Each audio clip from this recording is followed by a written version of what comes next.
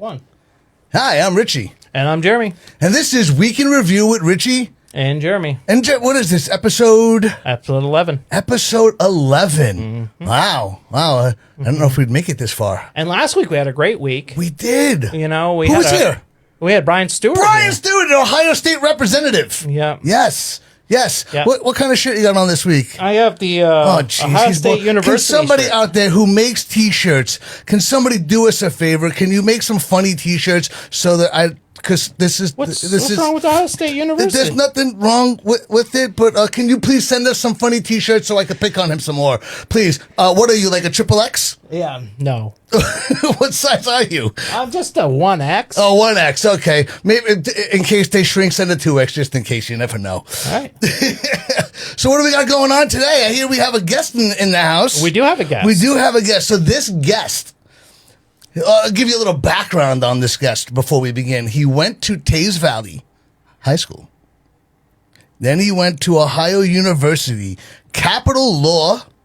He was an assistant prosecuting attorney. I have to use my phone to make sure I'm saying all the things correctly here. He was the Ohio Board of Tax Appeal, chief counsel at the Ohio Department of Taxation, and then the deputy director of taxation. And now he is the sitting Pickaway County Common Pleas Court Judge, Judge Chafin.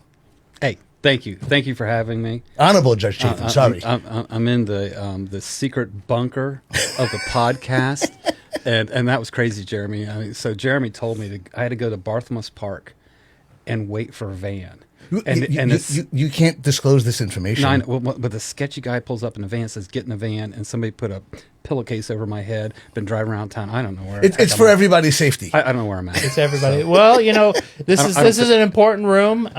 You know, we worked really hard to be here and build this, so you know we have to keep it quiet. We'll drop you. We'll have that person drop you back off at the park. Yeah, no problem. You have to wear a blindfold. Yeah, my wife's a little concerned. He took my cell phone, so I don't know what's going on. My cell phone. It's awesome. No, I love what you guys are doing. It seems like a lot of fun. You've had some great guests.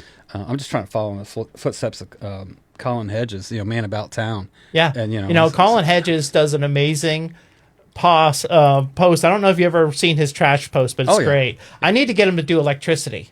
Yeah. You ever see, you can find all those guys that have the different electricity. I need to get him to do that. This is like the 4th, 5th, or 6th time we promoted Colin on this show. Colin, you're going to have to start paying for some advertising fees here. So Colin, fun fact, my granddaughter's playing softball, little bitty girls coach pitch, and Colin is her coach. That's right. Oh, yeah. That's right. And Colin has a great baseball mind, I'm telling you. Really? Great baseball mind, yeah. Speaking of baseball minds, I see you over there wearing a Cincinnati's red hat. I'm just trying to wrap up because I've done a little research, on this podcast, and every podcast you got a Yankees hat on, and I'm just trying to balance things out. I had a new one I was going to wear today, but I'll have to wear in the next one. I got this maroon-colored velour Yankee hat I just got in the mail. Well, you need a contrast for people, root for like a small market team that, root for an underdog, not the big bad Yankees, Well, there were some good players on the Reds. You had John Franco, who played for the Mets. Yeah. I actually have a basketball signed by John Franco. He was at one of my baseball trophy award night thing, and we had a raffle, and I won a basketball, and I was like, I was like 10. I was like, will you sign this basketball? I have a basketball signed by a baseball player. It's hysterical. You look at the history of the Reds, and of course, other than the Big Red Machine, which you guys are too young probably to remember, but, going forward, every time the Reds gets hold of a great player, they always get dealt or traded, and of course, got Ellie De La Cruz. I don't know much longer we'll have him, but just hang on to him for as long as you can, right? Yeah, fun to root for him. It's like the Browns. I enjoy baseball. Yeah. Every quarterback they get, they ruin. So now here's my philosophy on this: Cleveland is a football town, and Cincinnati is a baseball town. I have no problem with the Guardians, right? And I have no problem with the Bengals. Lord knows my whole family, my wife, and I root for Joe Burrow. But I'm a Cleveland fan, and I'm a Cincinnati Reds fan, just because tradition. That means nothing. I'm okay with that. Okay. Yeah. Okay. That's where I kind of said I'm a Red Sox guy because I'm New England, of course. But I mean, I've converted a lot.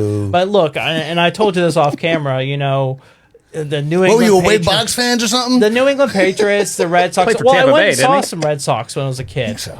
But I mean, they're all in Boston, and I'm from Maine, and that's states away. It's 2 states away, but that's all we had. We didn't grow up in Ohio where you have 2 NFL teams and all these cool teams. We didn't have that. Well, you did. You had. We New didn't York. have NFL teams. Their stadiums were in Jersey. No, this is great. Yeah. Anyway, week in review. Week right? in review. What has one? What has went on this week? weekend is a really cool event coming up Oh yeah, what's that? at the Viking Festival Oh, in Asheville. it's this weekend. Yes. It's this weekend, and they take over. It seems early. No, it's not early. This Really? is the start of festival season, and you guys are going to see. You know, I cover all of the girls and stuff like, and all the pageants and When stuff. he says "I cover," he means the Scioto Post. Yes, the side of post. I cover all the pageants and stuff, and it's a lot of work. But I tell you, at one point in time, I wasn't really. I always thought it was a favoritism contest when it came to these pageants. But once I started diving into these girls and just seeing, you know, what kind of backgrounds they have incredible backgrounds, and they're exactly where they need to be. Some of those queens and stuff are amazing. So I don't know if you've ever spoken to some of these girls, but they really have a bright head on their shoulders. It's really pretty amazing. Anyway, So, was there a pageant during the Viking they Festival? don't have it. That would be great. I thought that's where we were That going with Viking this. queen, right? Let's do that. You know, I'm going to throw that in. We need to do that. I could just imagine just like the woolly, you know, outfit or whatever. What else we got going on besides the Viking Festival? What else has Hold on. happened? The Viking Festival is really, really cool. we'll stay on You this for a know, moment. It's a free event. It's downtown Asheville into their park right there, right by the mayor's, and it's a free event, but they want you to bring some canned foods or non-perishable foods, because they give food back to the local food pantries. Oh, nice. Which I think is really cool, and they collect for. And even though a lot of the guys that run that festival and stuff, they're not from Pickaway County, but they've for the entire time they've been here, they've always collected and given back to the food pantries here, and they collect a lot. You know, they get 6 months of food for the local food pantry. That's nice. So it's a really cool event. So go up there. So in other words, if you're going to the Viking Festival, make sure you stop at the store, pick up some great canned goods, and donate them. Yeah, absolutely. And you know, the Asheville, the men's group there, they're going to be doing the pork chop dinners there. So pretty cheap for what they have. So go support those guys and stuff like that. Or you can get the big leg of. You ever see the big old meat legs that they sell? Turkey leg. The turkey legs. Yeah. Big old meat massive legs. meat. You know, you got to eat them like Viking style. You know. And I think, you know, the history of that, I think the Vlett family, there's a couple of Vlett kids I went to high school with. I think they started that originally. I don't know if they're still involved. I was going to ask that question if anybody knew how the Viking Festival started. I mean, I might be wrong, but my recollection was of Vlett family. And it's funny because, you know, you look at, you know, we all have festivals and the pumpkin show and things like that. But boy, how unique is that? Right. I mean, you know. Because you wouldn't think Vikings. Yeah. Yep. Right. And they even have the jousting and everything there. Really? So You got to bring your own joust, or they provide one for Wait, you. speaking of Vikings, is a Viking funeral legal in Ohio? Yeah, I don't know. I have to research that for you, Richie. that's so funny. I'll get back to you. Throw them some. Another thing that's going on this weekend, and it's an events weekend, because I think there's some really cool events, and I wanted to make sure I promoted them. So this is no longer the week in review. This is the week coming up show. I post this on Friday and stuff like that. So anyway, ArtsaRound is doing a tattoo art exhibit, which I think is really cool. That's the first thing that they've done that. You know, there's a lot of tattoo places that have opened up in downtown Circleville. You know, there's some really good ones over in Lancaster and stuff like that. I don't have a tattoo. Did you got a tattoo? No, my wife tells me we are not tattoo people. And we're also not. I love that you did. We're also not motorcycle people. You're not motorcycle people. And she even said we're not NASCAR people. When you say motorcycle people, what about the little trikes? What are the trikes called? What do they call them? Three-wheelers? Slingshots. The slingshots and stuff. It's kind of like a car with one wheel. Yeah. No. Because I see a whole different kind of people driving those than they are driving motorcycles. So my son, he actually won a very small motorcycle, like in a raffle. It's like a little 125. It's a Metro motorcycle. And we got it there. And Julie's like, we're not motorcycle people. And then I started tooling around. We live out in the middle of nowhere. And she's like, well, you don't even have a license. And so I went ahead and took the license. I walked in there and got a temporary license. Oh, the permit? And I said, well, how do you do this? I got, and they said, well, you just do it online. You can do it right over there right now. And so I didn't even look at the pamphlet. I barely passed it. But I had a helmet, had insurance, and yeah. That's awesome. Like the Avengers. It goes 35 miles an hour, which is fast enough for me. I am not a motorcycle guy. You're not a motorcycle guy. But I'll ride around our little country roads a little bit. Just to kind of spur that a little bit. I like that. I like that. I can't get her on the back of it with me. I don't know. My wife, who, she's a professional. She's a NICU nurse, but she's got a whole arm of tattoo. Her whole arm. She started actually with a neck tattoo. That's her first tattoo, was a neck tattoo. That's leaning into it right there. That's not a little into it. She's got a butterfly on her, right behind her ear, and she's got 4 or 5 of them. I don't have a problem with them, of course. No, but I don't have a tattoo. So anyway, where I come from, they say there could be 2 guys that look like you, but there's not going to be 2 guys that look like you with the same tattoo. Yeah. Well, I know after the jail. Watch out for lineups. I know after the jail they pay attention to tattoos. So, yeah. But anyway, look it up. ArtsaRound is having a really cool event, and you can be part of it and stuff like that. Submit your tattoo art and things like that. I think that's going to be a really interesting event. Yeah. So, do we have anything that happened in the previous week? So this week I was at Circleville City Schools for the ribbon cutting of the new. Oh, I thought you were going back for your GED. The new baseball field. It wasn't for your GED. So no, not for my GED. Terry Dean, $1.1 million he donated to Circleville City Schools to redo the Circleville ball field and the softball field. So all new AstroTurf, like almost professional grade kind of stuff. Got a big tiger right there by the home plate and stuff like that. Beautiful. Those fields are what, about 10 years old to begin with, aren't they? 10, 12 years old? Something like that? I have no clue. But yeah, so really cool thing. They started it last year. Started renovating and they got it done, and they started playing on it the same day that they nice. They cut the ribbon and everything. It Good was job, really Gary cool. Dean. It was really cool. Earl Dean was his dad, and Earl Dean was well known baseball guy in the area and stuff like that. If you graduated in the 70s or 80s or whatever, you probably know the name. So. Field of Dreams is what it's called. Really neat. If you build it, they will come.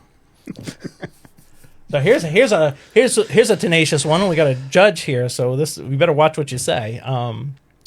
Marijuana moratorium. I never watch what I say. That's what makes this show so much fun.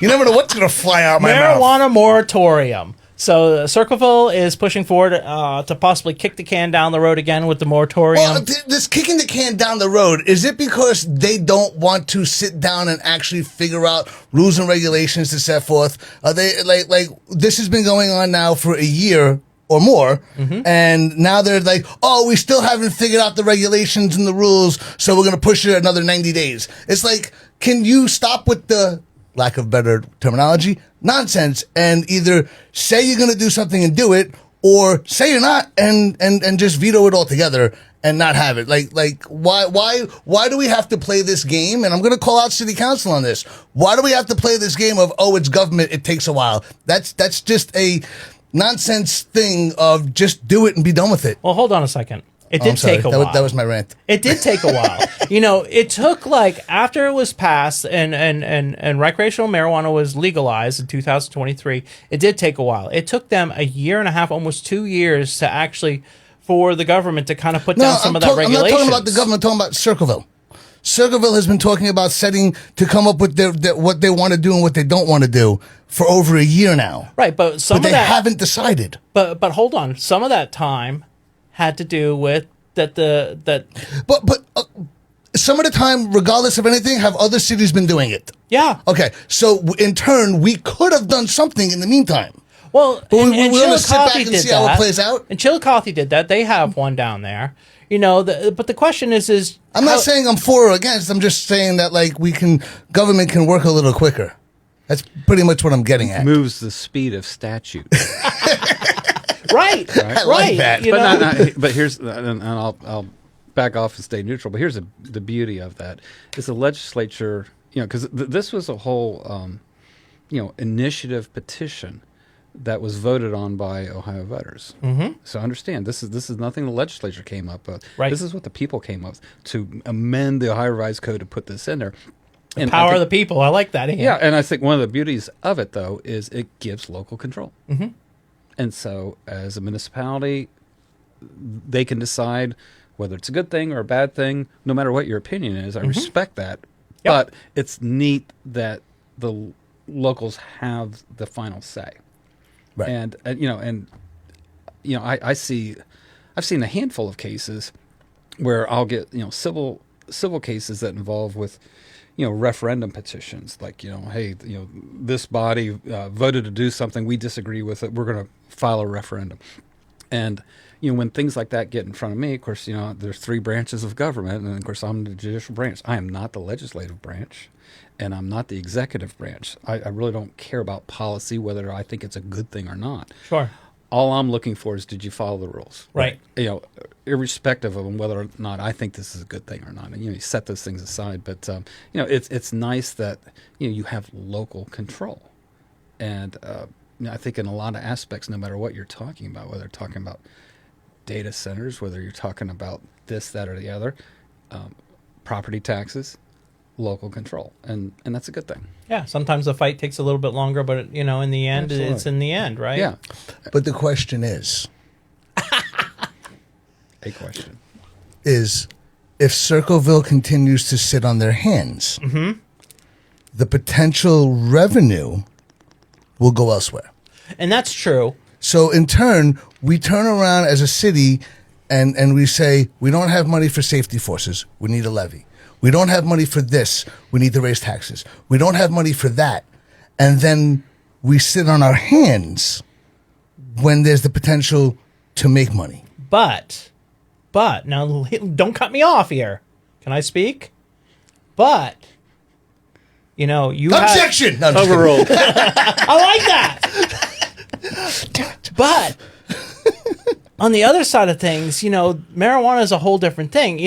One of the things that that PAC came in and said, at council, Susan Metzger said, all Pickaway County high schools have kids that have tested positive for marijuana.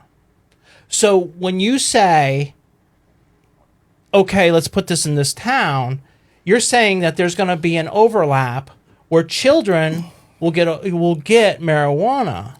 So wait, let me speak.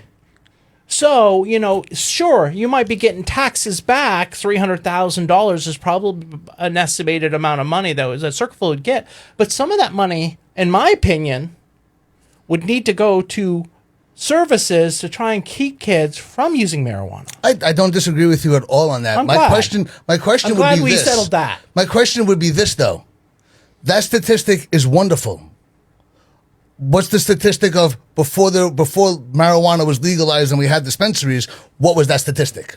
Was it the same? I don't think we should add to the problem. But I'm asking the question because the statistic is what the current day with dispensaries. So, I mean, when I was in high school, there was weed, people smoking weed, kids smoking weed. I don't know if there was when you were in high school. I don't know what you're talking about.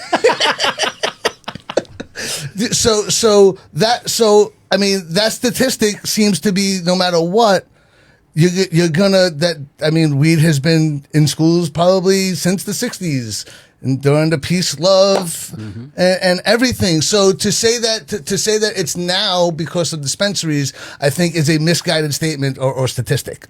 Now, I'm not against it. I believe that we need to do something about it. I believe that this walking around, and we talked about this, being able to smell marijuana, and we need to have the rules on where it is so that kids aren't smelling it and whatnot. I totally agree. I'm not for or against. I'm just having a conversation. Right. And we did get rid of the hemp situation, so I think that's good. Oh, you mean like the Delta 8s and those the kind Delta of things? 8s and the smoke shop stuff and all that stuff. So I think that's a great thing. Both of those have closed. Go ahead. Here's something funny. So, when I worked for the state and taxation, worked closely with the legislature, it was probably about 10 years ago when this hemp came in, because they actually had to change the statute, because I think hemp kind of qualified as marijuana back under the old statute. And so there was a push on to say, hey, let's pull out hemp here. Right, for the it hemp shouldn't bill, be treated right? as well, and the hilarity of it was, the Constitution was written on paper derived from hemp, Right. And then you could also make ropes out of hemp, Clothing. and okay. And there's like the three arguments. It's like rope, clothing, and the whole time this was going through the legislature, I was like, what's the angle here? Come on, now it's not. There's not a rope lobby. There's not a clothing lobby that's and it didn't make any sense to me. And then of course a couple years later, Delta 8 gas stations, all this stuff is like, okay, Yep. now I know where that came from. I believe a lot of our founding fathers were all hemp farmers. Yeah, 'Cause that was the biggest crop at the time. but I don't know if that was good policy reason for the legislature to go. No. Let me support your side a little bit of that. I don't have a side. I don't have my side. Both I don't have a sides side. of their When I mouths. approach the bench. Anyway, these He's had the floor. these for a while. hemp stores, they didn't have the regulations that these marijuana stores have. One of the Was guys it that they didn't have the regulations, or there wasn't regulations set in place for the restrictions of the sale, depending on how it was classified and labeled? So these legal marijuana places, they have to have cameras, and not only do they have to have cameras inside and outside, but also the state has the ability to look on those cameras anytime they want to. I mean, we're talking about regular. Oh, really? Yes. It is from seed to product. Yeah. But There's barcodes on everything. So the cameras in the dispensaries, the state can- is allowed to look they into. can access them. So you want to hear a fun story? Oh, when please. when the advent of the medical marijuana dispensaries, there was a huge issue because obviously it was still illegal under federal law, which means no bank would support a vendor of that. Now, eventually, I think the credit unions came and got involved, but there for a while it was all cash. And so there's armed guards around this place. And I know at taxation, we were preparing for the fact that when these guys are remitting their taxes, they're not going to be able to write a check because they don't have a bank account, because no federal bank would cover them. So they'd have to come with duffel bags. We had visions of armored trucks and duffel bags. Really Could you imagine like a local police department gets smart? Because when you arrest a drug dealer, you can and they have drugs on them, you can comp their money, right? Well, so you could do a federal bust and comp all that money. Something else. And now the show is getting shut down. But seriously, like with these marijuana dispensaries, they have a lot of rules, Right. And they have to make sure that they know exactly what's in each bottle. They need to know exactly what it weighs. It can't be off by even like a quarter of a gram. I mean, it's down. So, this is highly regulated stuff. So they have to make sure that they show their ID, I think, twice in there. So you walk in the door, somebody asks you for an ID, then you walk up to the counter and you go to buy your product, and you have to show an ID. So, but that doesn't stop. He knows a lot about this. He does. It's almost really as if knows he's it. done Yeah, it yeah. before. Well, it's research. It is research. So, I'm feeling a little hot right now. But seriously, that won't stop Joe from going home with his gummies and putting them on the counter, and a 14-year-old or 16-year-old seeing that and grabbing a couple of them. But let me ask you a question. 3-year-old. That's more the concern, is that because as a kid, the first time I seen marijuana, I must have been 13 years old, and a friend of mine took it from his father's stash. Mm-hmm. Well, actually showed me where his father showed it in his father's stash. So I was like, ooh, I've never seen that before. Yeah. But so it all goes down to parents and how and what you do and everything else like that. Because whether it's bought illegally or legally, you run into that same situation. Yeah. Like, this wouldn't be the first time that somebody, I'm sure, I don't know, I've never done this before, but I'm sure people have made gummies and brownies and all those other stuff with marijuana. You've heard. And I've heard. I've watched movies and television. But again, Circleville has to make a choice because, these guys even said, because we've had 4 distributors come to council in the last month because they know that the moratorium ends in May. It's the first week of May. So they've been pushing.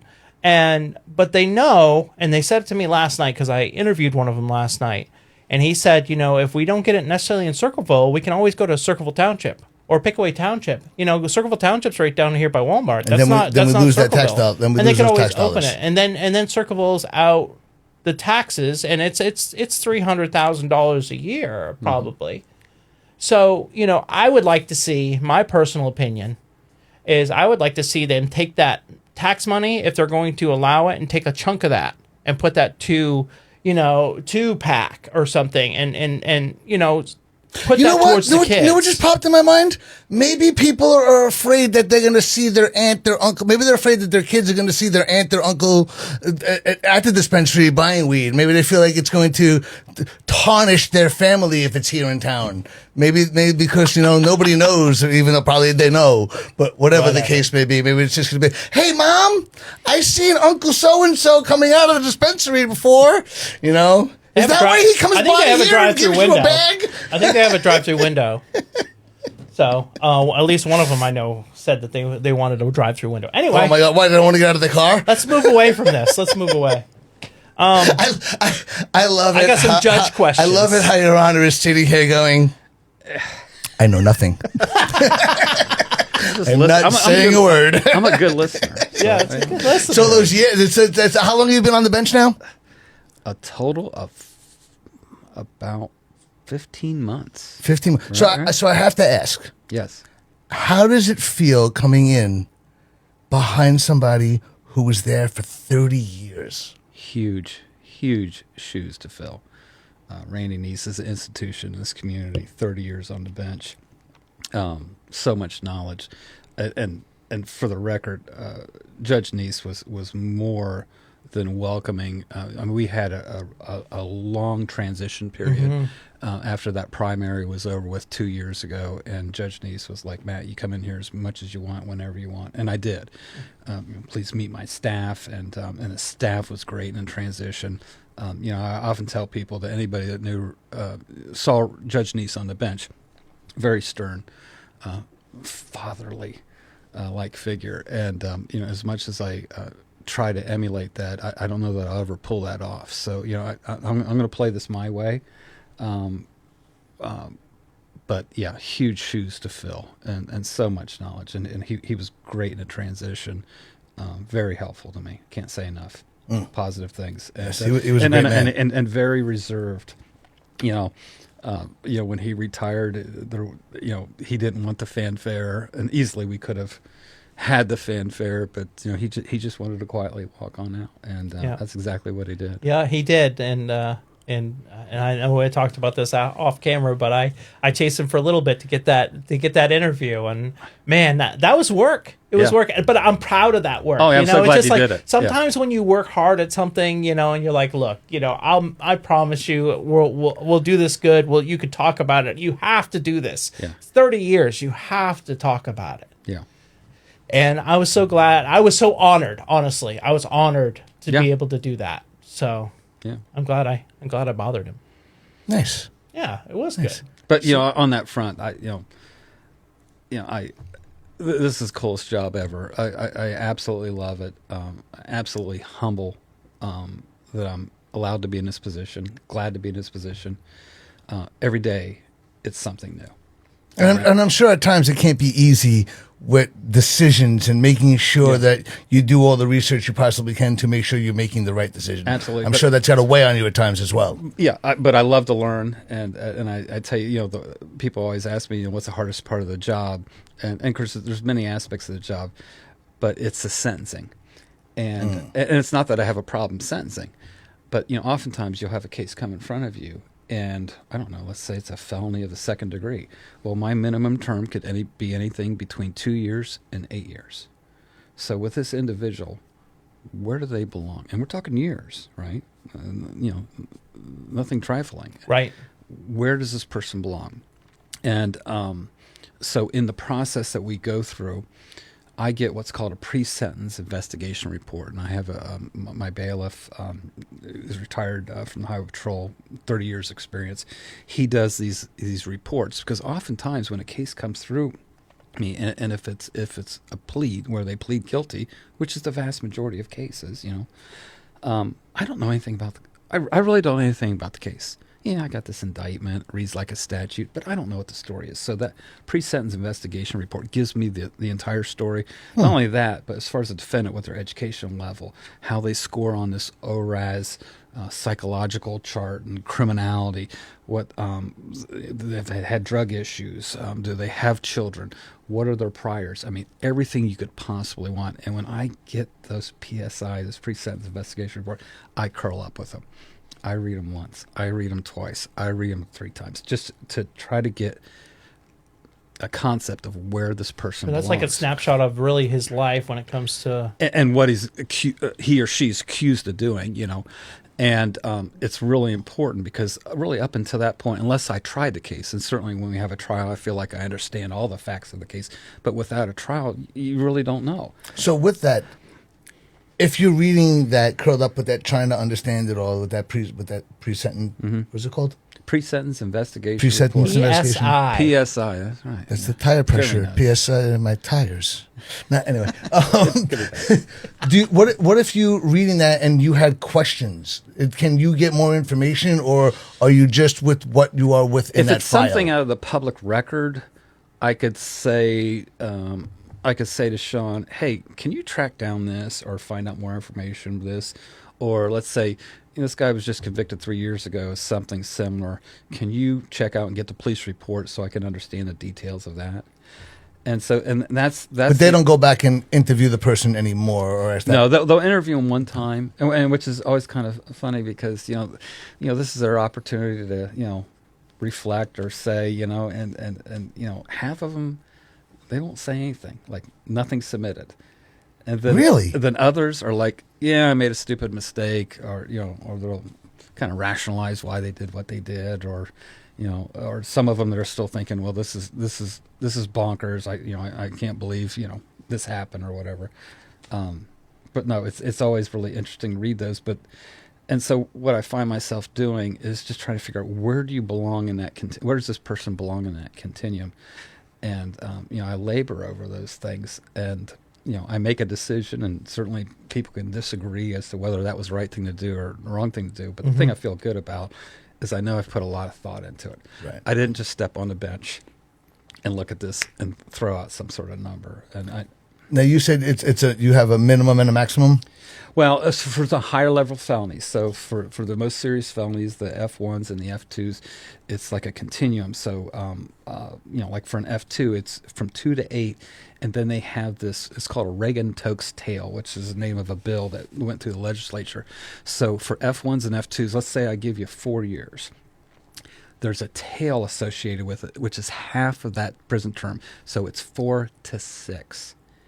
And that after 4 years, the Ohio Department of Rehab and Corrections can keep them for another 2 years if they want to, depending on their behavior while in the institution. But you can't go lower than the 2 years.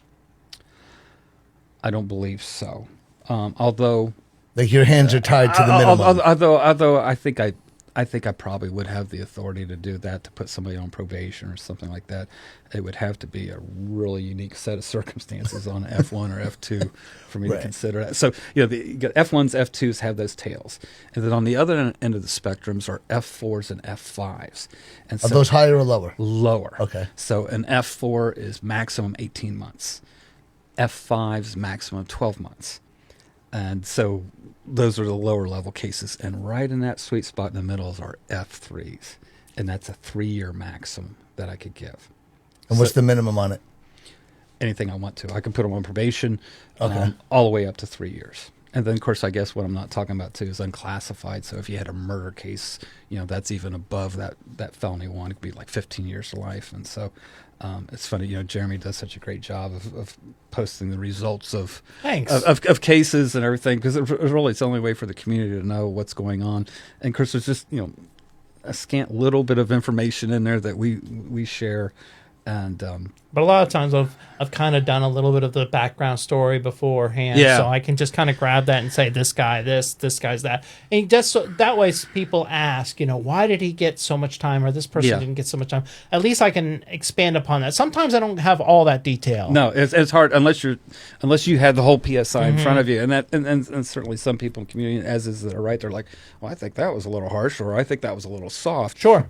And a lot of times, you should see what I'm looking at in this PSI, right? And I know when I sentence people, my critique of myself is, I think I might be running my mouth a little bit too much when I'm sentencing people, and it's not that I'm doing this to feel good. And I always tell them, I say, listen, I'm telling you this so you can understand why I'm giving you the sentence, how you got to the decision. Yeah, and my observations of their choices in life, and that's what makes this job so fun, is that we have a lot of these lower level F4s and F5s, and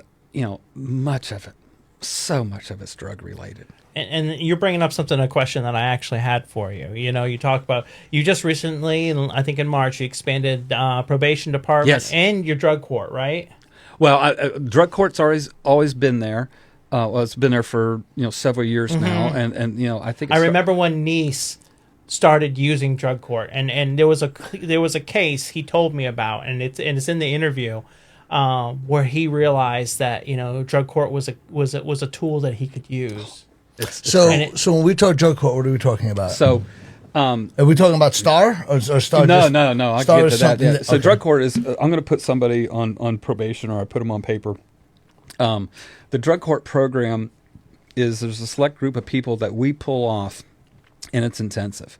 It lasts about a year, maybe even longer. Usually the first step of the drug court is we get them in inpatient treatment. For how long? It depends how they do, but we do in phases. So it might be 2, 3, 4 months. Okay. And then they phase up to a next level where they're in a halfway house of sorts, or sober living is what we call it. And we use all the treatment providers here in town. Now, there's several treatment providers, and we kind of switch between them. And then, of course, the final phase is maybe they go back on their own. They get their own apartment. And we're talking F4s, F5s for the most part on these. I talked to a lot of people in Pickaway County, certainly went through the campaign, and of course, pretty conservative county that we're in there, like, you know what, throw away the key. And I get that. I get that sentiment, This guy's been breaking in your barn, he's stealing all your stuff. But I tell you what, when they're F4s and F5s, okay, I give him 12 months. He pops back out, he's doing it again. He gets an F4, okay, give him 18 months. He pops back out, he does it again. The definition of insanity is doing the same thing over and over again, expecting a different result. And so with the drug court program, and believe you me, not everybody gets in drug court. To get in drug court, I need to see a genuine, and this is what I see of them, I'm done with this. I'm tired of this. I'm where they kind of surrender themselves to this process. Not somebody saying, oh, yeah, I want drug court. Don't send me away for 18 months. Right. And you can kind of smell that out. But for people that are genuinely raising their hand, it's great. And it's great to see them turn around. We've had, I think since 2021, I think we've had 22 people that successfully completed drug court. Oh, nice. Had about 8 that haven't. Okay. Okay. I currently have 9 people in my drug court program right now. I want to expand it. I want more. But I'm not taking everybody. Right. You got to apply this, and my probation staff does an excellent job of evaluating, and they recommend to me, and they're like, Judge, we like this person for drug court, and sometimes they got to talk me into it. I'm like, boy, I don't know about this one. I don't know about this one. But some of these guys probably have some experience with some of these people too, right? Oh, absolutely, yeah, right, yeah. And I won't use any names, but there's a couple people that have graduated drug court, and Judge needs to tell you the same thing. They said, boy, when we put this one in drug court, I thought there was no way. Right. And they're thriving. That's they're awesome. Doing well. That's awesome. And so my big point is that, I know you're frustrated. This person's broken into your garage or barn or whatever, and he's stealing from you. And I get that. But what if we can create a situation in which he's not stealing from anybody anymore? And, I think we've saved lives in the drug court program. I like to see it expand. But again, I don't want to expand it just to say that, we got 20 people in a drug court. I want quality candidates, and I want people that are surrendering themselves to this process, not people that are just trying to avoid STAR or whatever else. Can I tell you about STAR? Yeah, please. I don't think a lot of people out there know what STAR is. Well, I know what STAR is. I got one quick question. I know a little bit about STAR because the gentleman from STAR comes in the deli when he comes to court. Well, he knows where to eat, right? And why is it, though? I've watched a lot of your guys' podcasts, and you talk about new restaurants in the area. You're always talking about places that serve sandwiches. He talks about places that serve sandwiches. Okay, because I thought that's against your interest. You should not be bringing up sandwiches. No, it's okay. I'm okay with it. There's some great places to get some subs in this town. Objection! Sustained. But he's got an art form going on here. He does. He does. Nothing like it. Nothing like it. Thank you. I appreciate that. Thank you. There's this guy can. He's the only guy I've ever seen stay in business where he can just shut down his doors for a weekend. Just decide he's just going to be shut. Oh, I'm going to go do a movie, and he shuts down. And as soon as that door is unlocked, there's people rolling in there, and there's a reason for that. Yeah. It's because it's quality. I did some background stuff on him before, and looked at his health department record. Spotless. It really is spotless. And oh, shut up. I always like the little signs he puts up though when it's closed, and you walk over and you go, "Damn, it's closed." And he says, "Well, if you'd have followed me on Facebook, you'd know that." Right. I mean, little passive. Yeah, a little aggressive. Little passive aggressive. That's the point of it. Because we get people. That's the point. We get people like, they come and they'll send a message like, and just sign. I wish I'd known you were closed. Well. Okay, I'll put it up on Facebook now every time we close, and I'll put the sign that says, "You would have known this if you would have checked." You ever see that restaurant they have? I think it's called Karen's or whatever, Karen's Diner, and you go there, and the waitress literally abuses you the whole time. They're like mean to you and stuff like that. There was a chain. Dick's. Yeah, or something you saw on vacation. That's Richie. Dick's did not make it in Columbus. Soup Nazi. Soup Nazi. Yeah, no soup for you. That did not go over in Columbus. They opened the Dick's in Columbus, and Columbus was like, "Yeah, no, we're not going to let you talk that way." One time it was funny and you laughed, but it wasn't like, "Hey, let's go back and you know." Right. But now, speaking Colin Hedges. Oh, again with this guy? Yeah. We got, I love this. He's unlocked a secret code, right? Right. That you got to go in, you got to like knock 3 times. I don't know what you're talking about. Some sort, see, New Yorker right there, some sort of Tony Soprano stuff. I don't know. Yeah, and he gets more than I do. Yeah. So let me tell you about STAR. Yeah, is a community-based correctional facility, and there are many across the state of Ohio. The one that we use typically is called STAR, and it's down in Franklin Furnace, which is just like a suburb of Portsmouth. I think it's an old high school facility that they actually converted. And STAR is an option for me. And what I love about this job, I have lots of tools in my toolkit. And it's fun to learn which tool to use. So for STAR, it's about a 6-month program. You are incarcerated, okay? You are not free to leave when you go down to STAR. And what I love about STAR is they wake them up at 6:30 in the morning. Like a boot camp. Kind of.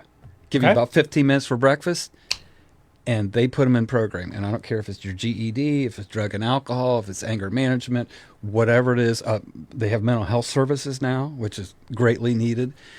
They put them in program and are programming all day long. And in the afternoon, if they want to sign up for it, you could take a little bit of electrical, a little bit of drywall, a little bit of welding. Now, you're not going to walk out of there being a journeyman electrician or anything, but maybe enough to get a job, with an electrician. But what I love about the STAR program is they hold them accountable. You are out of line. That's a demerit.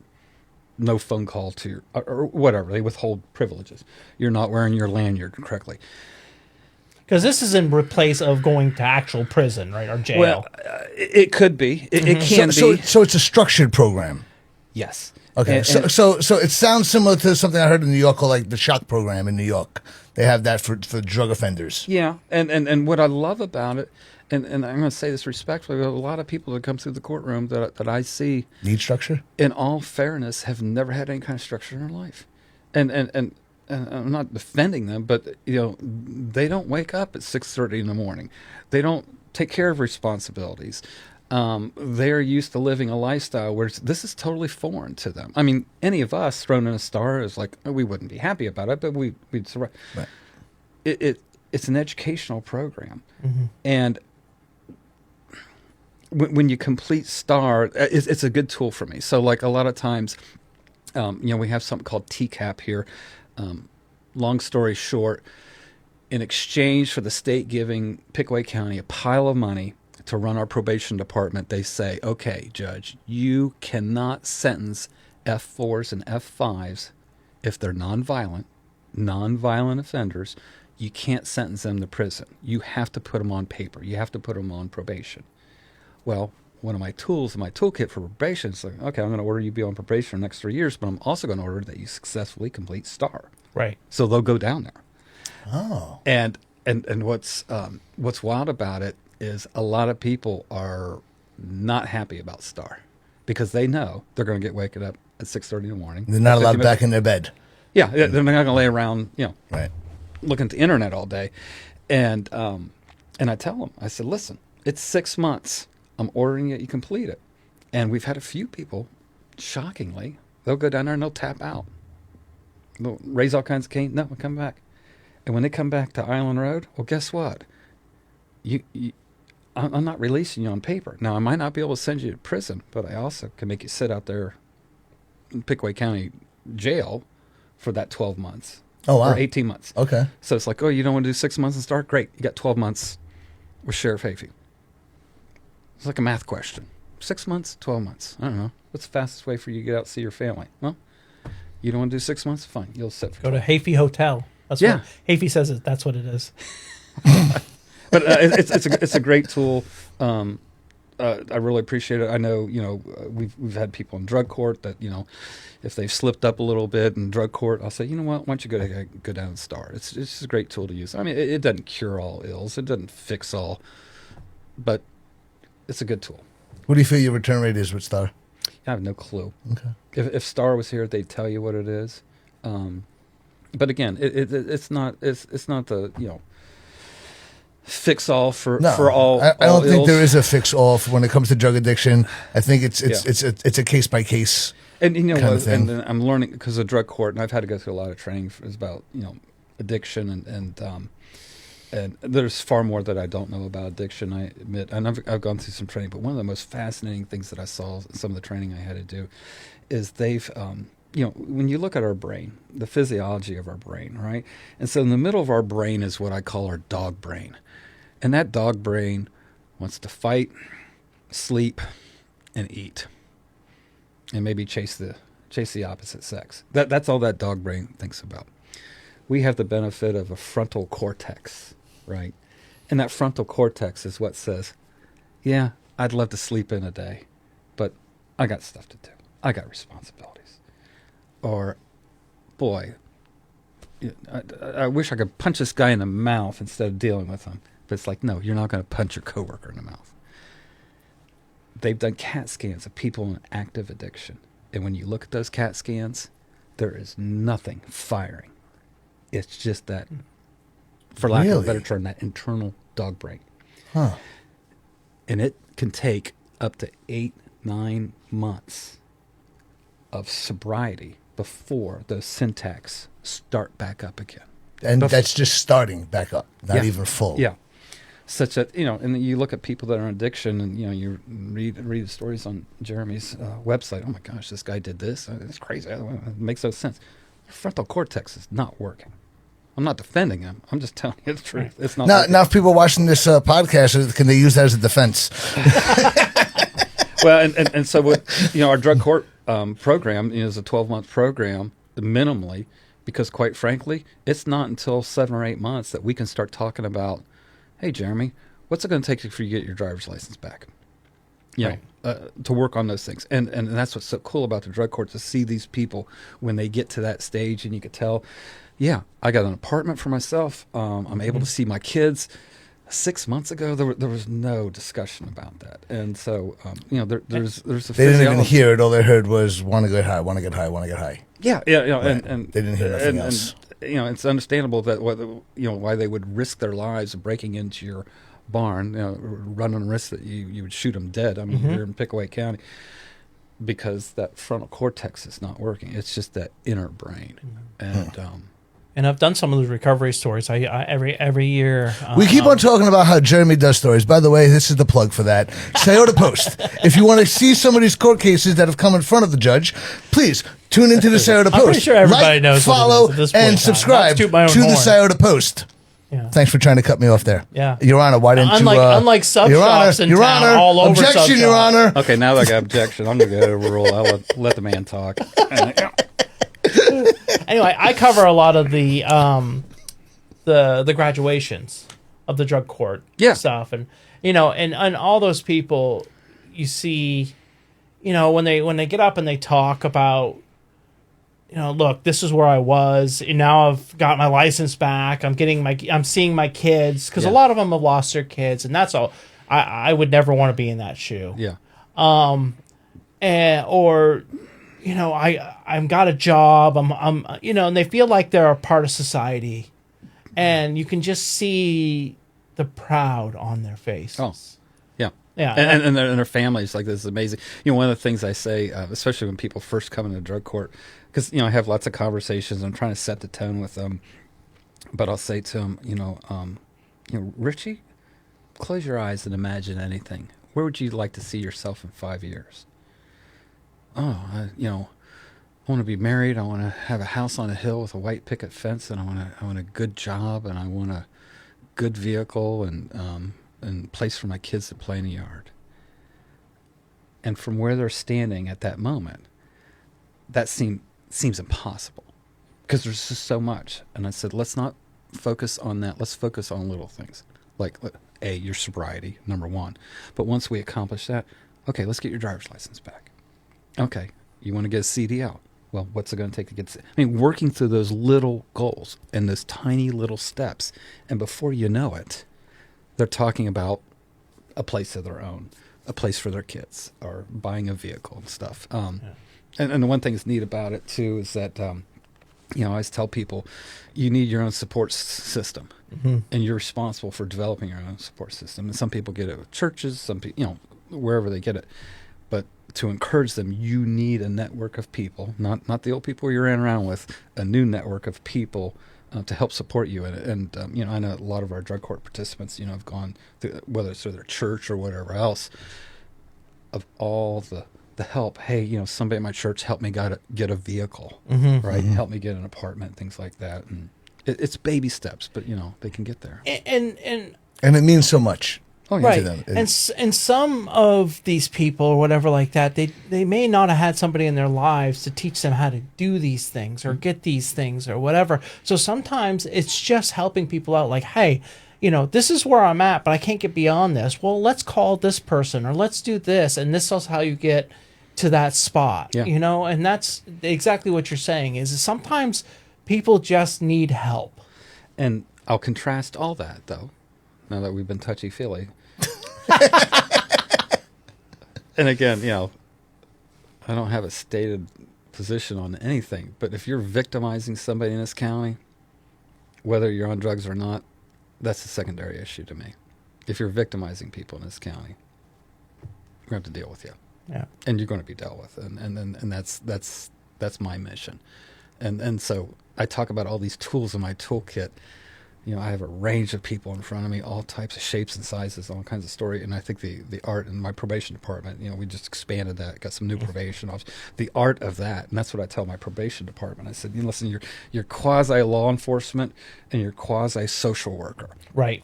You have a toolkit, social worker toolkit, drug court, blah, blah, blah.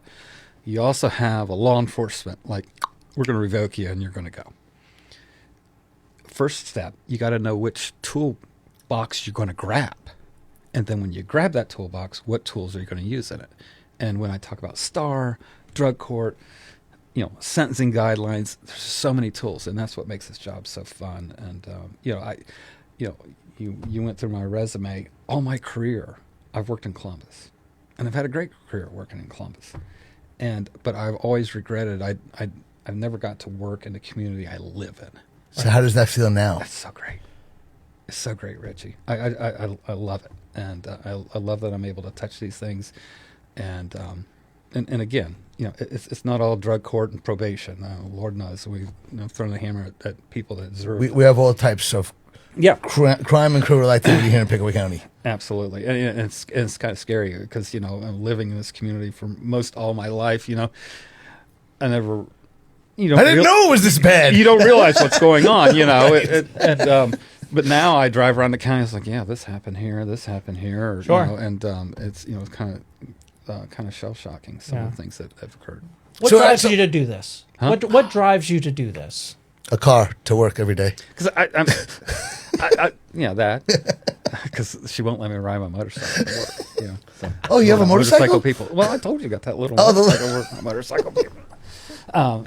That's right. It only goes 35 mile an hour. It'd probably take me 45 minutes to get in here. So, no, I feel like I'm making a difference. I got a great staff who's making a difference, who certainly helped me and guide me in all these ways. And I feel like, you talk about local control. I think being a judge is the epitome of local control. I'm a local guy. I understand this county, deeply, and I'm able to do things that I think would reflect the will of, within the bounds of the law, but when I'm using different tools, it's reflecting the will of the people elected me, and the people that I know and talk to in the community. It's the best job ever.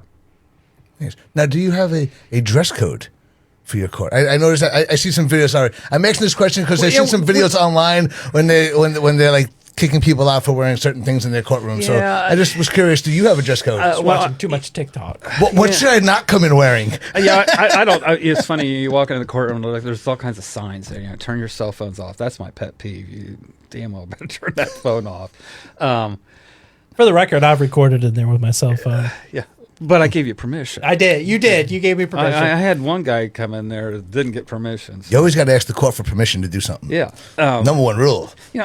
I don't know that we have a stated dress code, but if I saw somebody coming in here with an inappropriate T-shirt on or something like that, I try to watch myself, because some people might not have the ability to dress. And I know one of the guys in my drug court program, I'll never forget, he came in there for sentencing, and he had a T-shirt on, gym shorts, and cowboy boots. And I tease him to this day about it. Oh my gosh, talk about Pickaway County farm boy, Right.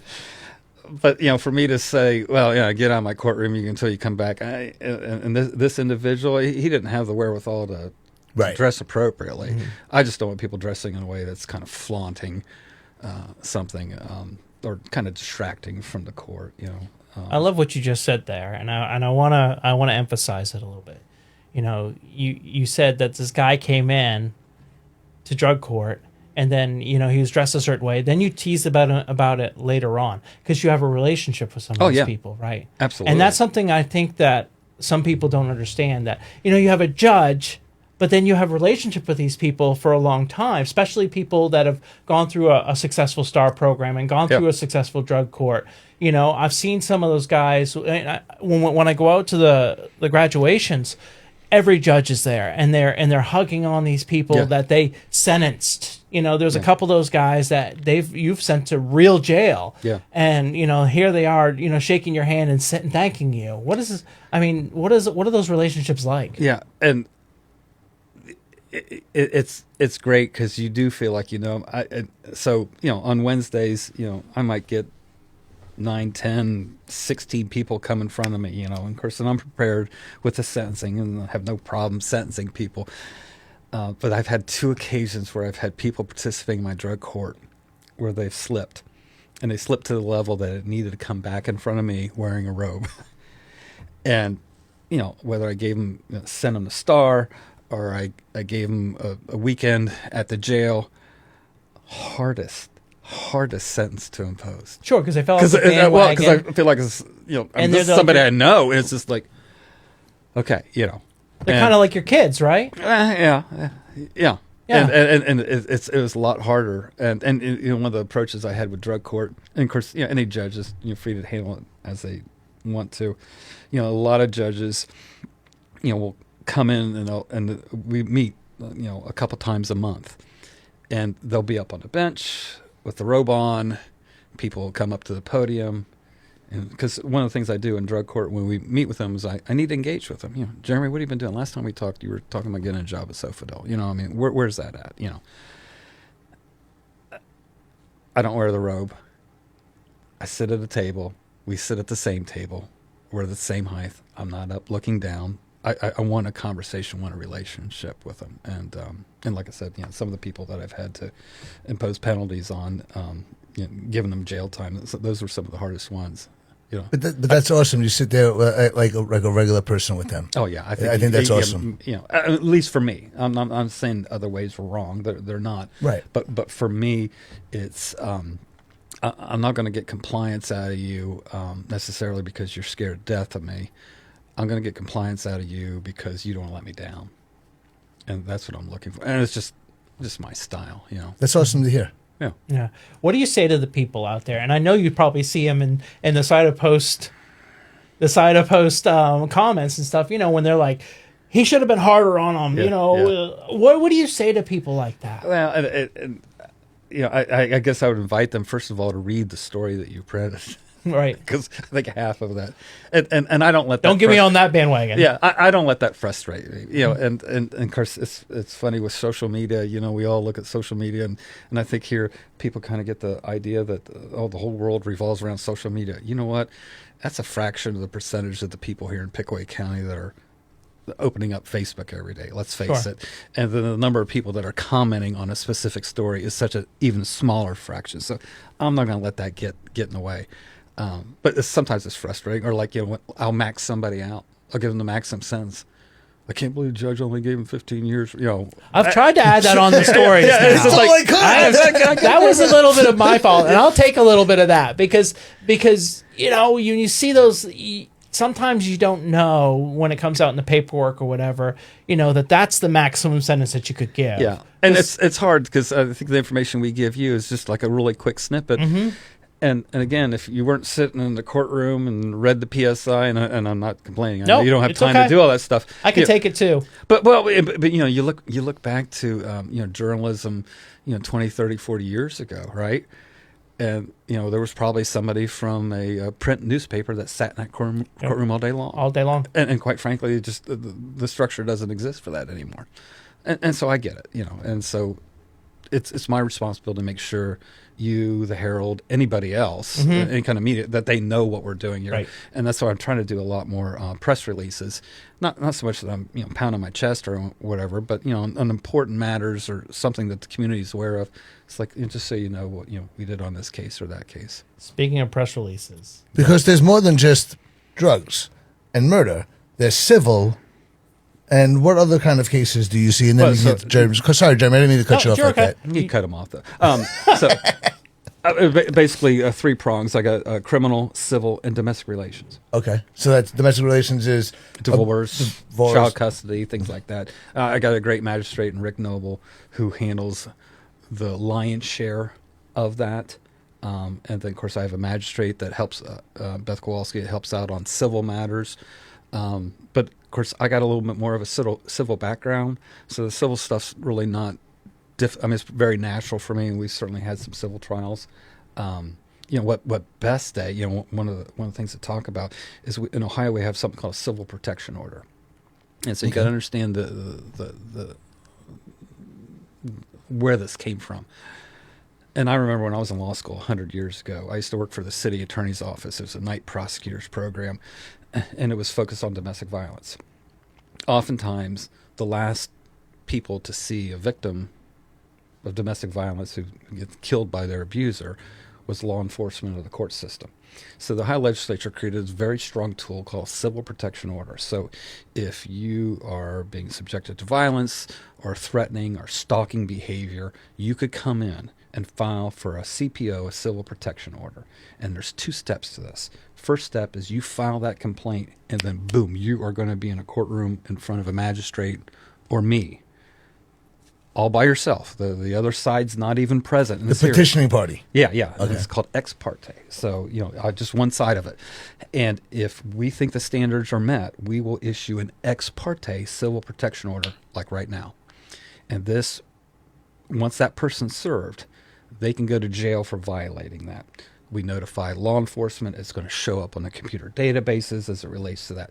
Now, as the minute we set that, we have to set it for a real hearing, full-blown hearing within 10 days, where the respondent, the person who's accused, has the opportunity to come in and respond to this, that, hey, this is not that way. Now, do they respond once again by themselves, or is both parties there? I have both parties there. Okay. And sometimes they're represented by counsel. Sometimes they're not. They don't have to be. It's a very valuable tool. And Beth Kowalski handles most of them. And so and I actually brought some statistics. Oh. Yeah, right over here your glasses are. Yeah, okay. So in 2023, we had about 100 and... You want mine? 21. No. It's pride, okay? In 2023, we had 121 civil protection orders. Okay. 2024, we had 157 civil protection orders. Last year in 25, we had 179. So we're going up, which is a good thing. Well... So these people are getting protection from anything that's happening instead of not getting protection. It is, but what Magistrate Kowalski and what I have to do is, the word is out about the civil protection order. Hey, I could file a complaint against Jeremy tomorrow. I'm going to get in front, and if I say, I'm fearing for my life, or he's harassing me, or whatever else, whether it's true or not. You better watch out, Jeremy. I'm going to do this. It's a powerful tool. And what we have seen is people are abusing this process. I don't like my neighbor, right? His dog keeps on peeing in my yard, or his kids are nasty, or I want my uncle out of this house. You know, where probably not fair to say it's like poor man eviction, poor man divorce is people walk in with civil protection orders. So we have to weed through them and we deny plenty of them. It's like, this does not rise to the level of domestic violence where we're concerned about your safety. So that's that you feel is the increase in some of the numbers as well? I think the increase, a lot of them is, and it's a sad thing because we have to kind of sort through these because, you know, it'd be a sad day that we didn't have somebody come in front of us that truly needed civil protection, sure. And that's who I want. Now, what happens if somebody comes in front of you and this is going to be a terrible scenario I'm going to point out, you weed through it, you don't think it is, and then something happens? Yeah, that would be a rough day. Now, I know my standard is I am more inclined, certainly at that initial ex parte, I'm going to take you at face value. Let's go ahead and grant this. Let's go ahead and grant this right now. Now, when we get to the full hearing, maybe more comes out. Not really what's going on. And let's say I deny it. Oh, so you could scrap it after that? I could scrap it, and I'm going to go ahead and seal any record of the original entry that we gave you. But, two things that are really important. Law enforcement is aware of it, and they'll come and take their guns if we have, allegations of violence. Okay. Yeah. So it's a powerful tool, but again, I'm worried that it's being abused. I want people who are deserving to come in and want to use this tool. And, of course, the other thing, too, a lot of times the domestic violence victims, I always tell them the same thing. Listen, I'm going to grant this thing for you, but you and I both know I'm just handing you a piece of paper. So you think you need to do what you need to do to protect yourself and protect your kids. You need to do that. Don't walk out of here thinking...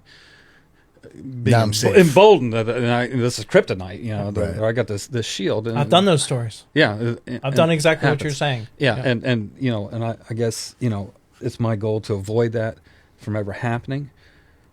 But the sad truth is, there may very easily come a time where that does happen, or that we granted civil protection order but still didn't stop the abuser. Right. And it's terrible. Terrible. Now I'll let you ask your question. You're gonna let me go? I guess I suppose he's been waiting patiently. I'm a very patient. Look. I've been a parent for 30 years.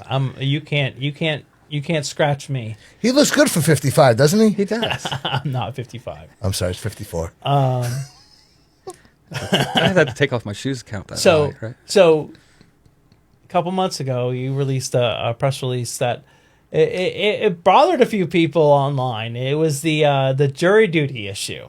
Oh, yes. So you had to straighten people up, and people were not exactly I think I missed happy. this story. Tell me about this story. I missed this. So Richie, we've had a couple of issues. This has happened twice to me in my first year, where we've called like 30 jurors to serve on a trial that's moving forward. Now, mind you, in a criminal trial, I need 12 plus 2 alternates. So I need 14 bodies in that jury box. So, we'll call up 30 people because at the beginning of a trial, there's a process called voir dire where the attorneys get to ask them questions. Well, Jeremy, tell me what, you got an uncle here. It's law enforcement, Do you think despite the fact that your uncle's a police officer back home, can you still be fair and impartial? Can you agree to judge this case? Well, yes, I could. Or he might say, no, I absolutely can't, because all cops tell the truth, and I wouldn't consider it anything, not to be accurate. Anyhow, we go through the voir dire process, so the state and the defense have the ability to say, I don't think this person's right. And I've had 2 trials where I've ordered up 30, 20 show up. Wait. You're saying they're required to show, and they don't show. Exactly. Not even a reason. Well, I'll get to some of that. And so, I'm and just then going 20 to of ignore them, this. 20 of them show. I mean, it's been close to half. I ordered 40, I get about 20. Is there?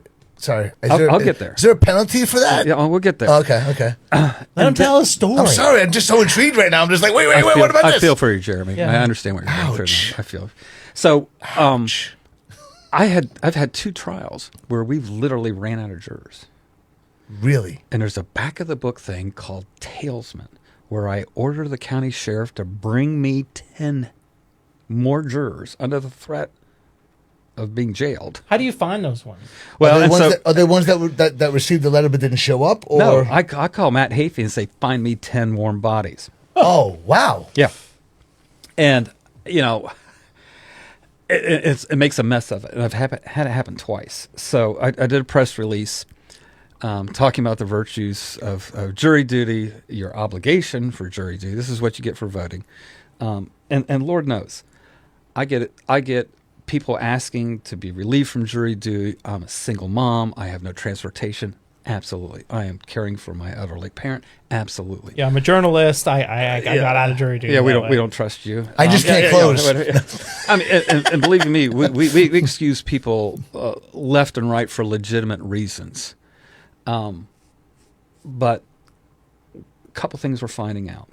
We have this ancient jury system in which it goes out snail mail. And with your snail mail, it says you've been selected for jury duty. Please fill out this juror questionnaire, which basically says, who are you? Where do you work? Blah, blah, blah. Have you ever been convicted of a felony? All this stuff. Send it back in. Our old jury system was selecting 40 potential jurors, but they weren't all people that sent back in their questionnaire. Such that if my jury notice went to the apartment that you used to live at 2 years ago, and you've never changed your address with the Board of Elections, you never got the letter in the first place. So what I do is that when people don't show, I send them out another letter, and it's called a show cause order as to why I shouldn't find them in contempt for failing to show up to jury duty. Many of these people come out of the woodwork and say, I don't know. I had a medical emergency. Here's an excuse for my doctor. Whatever it is. But you get people who all of a sudden, when you send that second letter, show up. Some of them. But then I still have some that haven't answered at all. And then so now at this point, I'm like phase 3. I give an order to Sheriff Chafin for the deputies to serve on them. Okay. That they got to be in court on this date. And what I find out from a lot of them that come in there, like, I never got your notice. I moved in with my girlfriend in Grove City. I don't check my mail anymore. Or whatever else. Mm-hmm. We are getting a new jury system. County commissioners have approved new jury system, and I'm talking something that's modern age that, yes, you'll get that letter in the mail, but there's going to be a QR code. You scan it with your phone. You fill out the jury questionnaire right there on your phone. I immediately know who's filled out the questionnaires, and when I say I need 40 jurors, I'm going to get 40 jurors who's filled out the questionnaire as to come to court. And now what happens if they don't fill out the questionnaire? Again, if they don't fill out the questionnaire, they don't show up, I'm going to show cause. And I've had Sheriff Chafin, I've probably done a couple dozen people already where they've served them. They've had to come in and report to me and hear why they didn't come in. And I haven't jailed anybody over that yet, but I sure as heck do assess some court costs for the cost of this, of getting them served, the payment for the sheriff's office to go out there and do it and make clear to them. And the thing that, and I get it, people are like, oh, that's frustrating. I don't want to see jury duty. A lot of people from Franklin County. And Franklin County, when you're in jury duty, you are sitting up there playing bumper pool for 2 weeks, right? Because they have so many courtrooms they call up. Well, here, we don't call you in for an actual trial unless we have an actual trial. Right. And so just because you're called up for jury duty doesn't necessarily mean that you're automatically doing something. And so a lot of people that, their experiences from Columbus or a bigger county, like, well, I don't have time. Well, no, we'll let you know if we need you. I mean, I had 7 jury trials last year. I think in the Randy Neese's last year on the bench, he had one. I think he had 1 criminal and 1 civil trial. We don't have a lot of trials, so such that just because you called from jury duty doesn't mean that you got to cross off. But what I always tell people, 2 things that annoy me. Oh, one thing that annoys me: getting letters from their employer. Judge, you got to know Jeremy's really important, and we can't be without him. And I'm a little skeptical of those because I can see a lot of employers said, "No, Jeremy, you are not going to go sit down there for 2 weeks. I'm writing a letter," and Jeremy might be sitting there like, "I want to serve jury duty, but my boss is telling me I can't." But there's a legal caveat for that too, right? If you're selected for jury duty, it's a legal thing that you can. Your employer can't penalize you for doing your civic duty. But the most important thing I like to tell people, I said, if you had a controversy in front of this court, you would want good jurors. Think about that. Right. Before you give me like, I really don't want to do it. But then, we're getting voir dire a lot of times when they're asking questions and, somebody say, well, no, I think all cops lie. Or all cops that tell the truth. I mean, they'll take some sort of position that either the state or the defense go, okay, well, go ahead and excuse you, But somebody might be, I like that guy. We want to keep him. That would have backfired. Yeah. So you said that it sounded like this is more of a Pickaway County problem than it is really another county problem, because you said this is a paper mail system and you want to do the QR code. Yeah. And is that what other counties do? Is the QR code? Oh yeah. Now, I mean, the initial letter is going to have to be snail mail. I mean, there's no way to avoid that. But my goal is once you get that letter, scan the QR code, boom, you're in the system. You could communicate to us. You're going to say, hey, I'm fine, but we are going to go on vacation from June 12th to whatever. And absolutely, we will cross. I'm not going to make you miss vacation. Or I got an important project or whatever. So I got school teachers. You're going to now have a lot of people that are going to be like, they're going on vacation when they get jury because they just heard you say that. Give me a copy of your hotel receipt or something. Right? There we go. You're gonna have I need to see the book. I need to see the book plane tickets. I mean, but and here's what's funny though, for everybody, complaining on your article, jury duty, I don't want, it's just pain in the butt. They only pay you $5 a day or whatever we pay. Sure. I get it. I mean, this is not a money making situation. This is your civic duty. But for every person like that, I have another person that says, I never get called to jury duty. I'd love to be on a jury. Please call me for jury duty. And of course, it's random. It's a random draw at the Board of Elections and stuff. So and then there's a great place for lunch right across the street. Absolutely, yeah. And he'll actually make time to make sure everybody gets. We see that button. We're like, we're going to put you to the front of the line so you can get back, unless they're closed. And yeah. And you haven't checked Facebook, and you might get a cannoli, right? Right. Mm-hmm. Maybe it's. Who knows? It depends. You got to know the secret words, like the things that Colin knows, apparently. Yeah, well, I got to talk to him, get his cheat code or whatever that is. Knock 3 times. We've got to do that. So in the time you've been there so far, have you ever had to hold anybody in contempt? Yeah. You'd have? Yeah. What does that look like? Like what does it take for you as a judge for somebody to get into contempt, or having to put a lawyer in contempt? No, I haven't had it happen with a lawyer. All the lawyers that have appeared before me have really been great. It's funny. So as a new judge, they send you to new judges school. You have to wear special hats. Oh yeah. I was a cadet, and so before I took the bench, I spent a week at the Supreme Court new judges school, and then after I took the bench, I had to do another week. Awesome experience. I mean, every day. You get these 3-ring binders and go, boom, here's everything for today. And the next day you come in, you get a whole new 3. I mean, it's overwhelming, all the stuff they give you. But what's nice about it is you feel like I got enough materials here that I I might not know the answer, but I know where to find the answer. And there's a whole thing on contempt. There's civil contempt. There's criminal contempt. There's direct contempt. There's indirect contempt. So, we use contempt as a tool. Like if you're supposed to do something, I don't know, let's say pay child support, and you're really not going to pay the child support, and every attempt's been made, and said, okay, so I'm going to go ahead and sentence you to 30 days in jail. You could report on this date in the future. In the meantime, you could purge this by going ahead and paying your child support or making a payment on child support. Or if, I've ordered you to do something, you haven't done that, I have to use contempt to kind of vindicate the court. I mean, there's got to be authority. There's got to be a hammer there.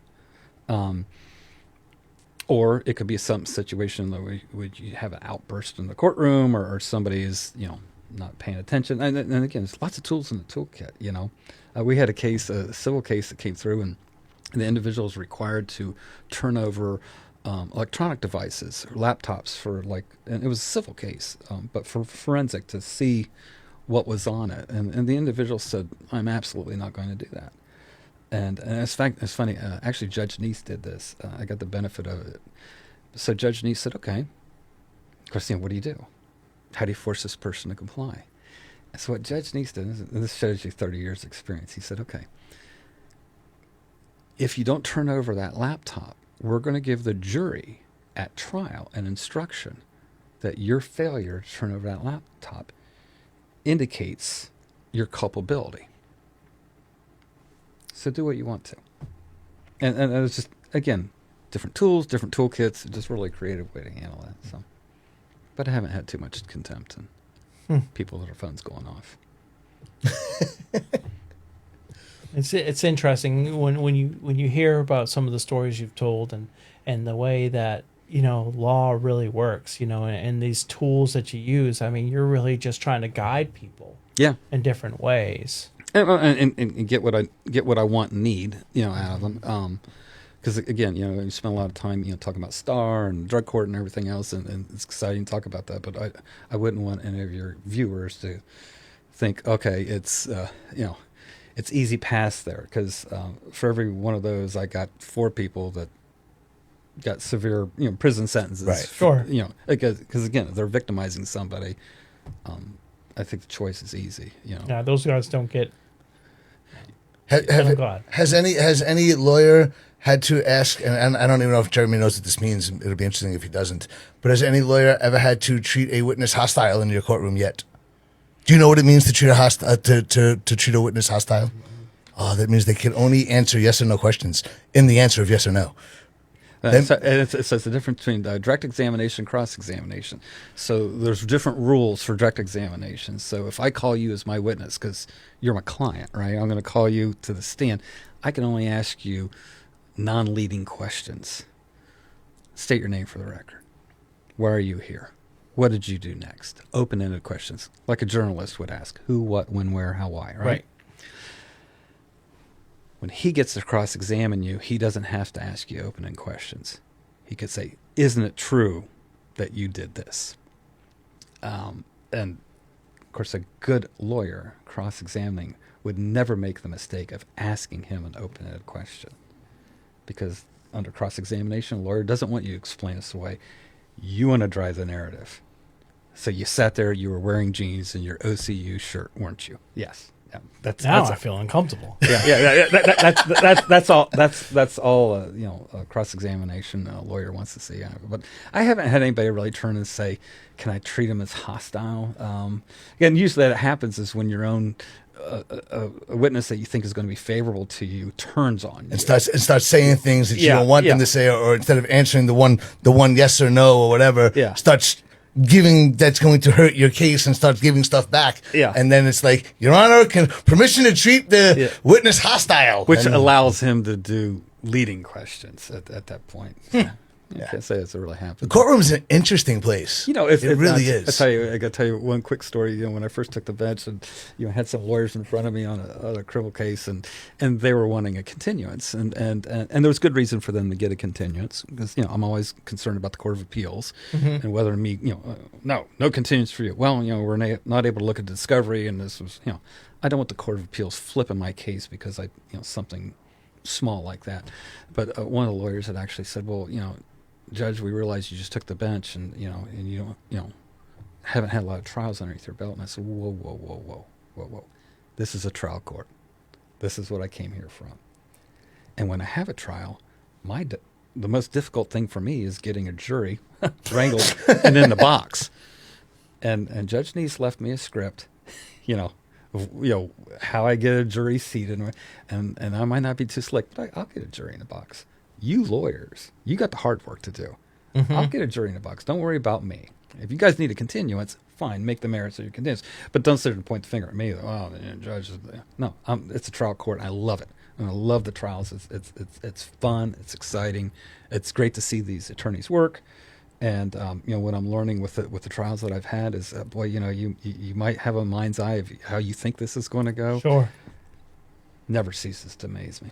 Yep. Never ceases to amaze you. You really can't predict. And even when you think you could predict, the jury comes back and they'll shock you or surprise you, as to what you think is going to happen. But it's the greatest system in the world, right? Where 12 of your peers from your community make these decisions, assuming they show up for jury duty. Assuming they get the letter. Yeah. So and then there's always an appeal process too, right? I mean, not always, but guilty, I know that you hate that, but I mean, I don't pay attention to it. I really don't. I don't have time to pay attention to it. It's like, oh, so and so forth appealed. Yeah, whatever. I'm not going to go look at it. I'm not going to see what they say. I just, and it's not a question of if, it's when the Court of Appeals is going to say, hey, you missed this, or you missed this thing. And I know I used to see this, when I was as a taxation, I was chief legal counsel, and we had a lot of our decisions, cases, controversies went in front of the Ohio Supreme Court and had a lot of media attention to it, And if we lost a case, the media would always come back to me and want me to make a comment. And of course, they're wanting me. And I said, listen, I don't go home and kick the dog after I get an adverse decision. What I get from the Supreme Court or any Court of Appeals, is them telling me how this should have been handled. And now I know. Right. And it's a learning process. And a lot of these issues on appeal, they're not necessarily routine. It might be something very novel. Okay, now I know. And we're going to go ahead and apply that going forward. And that's a good thing, right? Right. Yeah, now, the only people who can't appeal is people who plead, right? If you plead and if it's a sentence that is jointly recommended by both parties, I think you're pretty much locked in. But the thing with pleas is I really refrain from getting involved in conversation with the lawyers about, okay, so if my guy pleads to an F3, what are you thinking on that, Judge? And I keep my powder dry. I was like, listen, I need to read the PSI. I don't know the details of it. I just know scant little information, so I'm not going to commit to you one way or the other. If you want to plead, you plead. But I'm not saying, yeah, I'll go ahead and do it. Now, the minute I say, yeah, I'll go with that joint recommendation 12 months, I am locked in. I can't get up there and flip it around. Right. And that's why I keep my powder dry, because I when I go through the plea thing, you understand that your attorney and the state may make a recommendation. That's just a recommendation. I don't have to follow it. Knowing that I'm not required to follow it. You still wish to plead guilty today. And then I get to still decide within those ranges. So I think this is very knowledgeable, Jeremy. I think that a lot of people don't know all the things that go on behind the scenes or during a case or something like that. Yeah, run me through your day. What time do you get there? What time? Well, I mean, how many hours are you putting in? It depends. Is he taking the motorcycle or driving? Yeah, it takes longer to get to work. It's funny. For all my career, I worked up in Columbus, and it's about like 45-minute, 50-minute drive. And so every morning, I'd get in the car and I'd listen to 610 radio or I'd listen to this channel. On Thursdays, this guy comes on and everything else. Now my commute's 12 minutes. Sometimes I find myself driving slow to work so I could hear the news cycle. But I'm usually there between 6:30 and 7 in the morning. I like being the first one in there. It's quiet. I get a minute or two to figure things out. Of course, our office hours are until 4. Oftentimes stay longer than that. And certainly I've spent weekends in just trying to prepare for something. The days are different. I have maybe like status conferences going on. I have various meetings going on. Usually Wednesdays are my kind of cattle call day.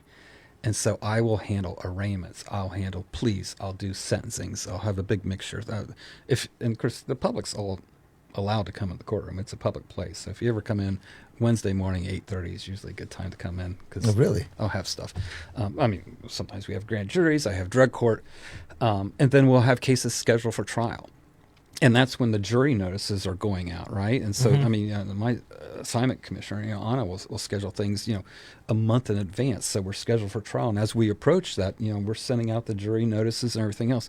Well, then the parties come in and say, hey, this is going to plead. Okay. So we call them off. And so it's, my calendar looks full, but a lot of these things kind of drop off. Sure.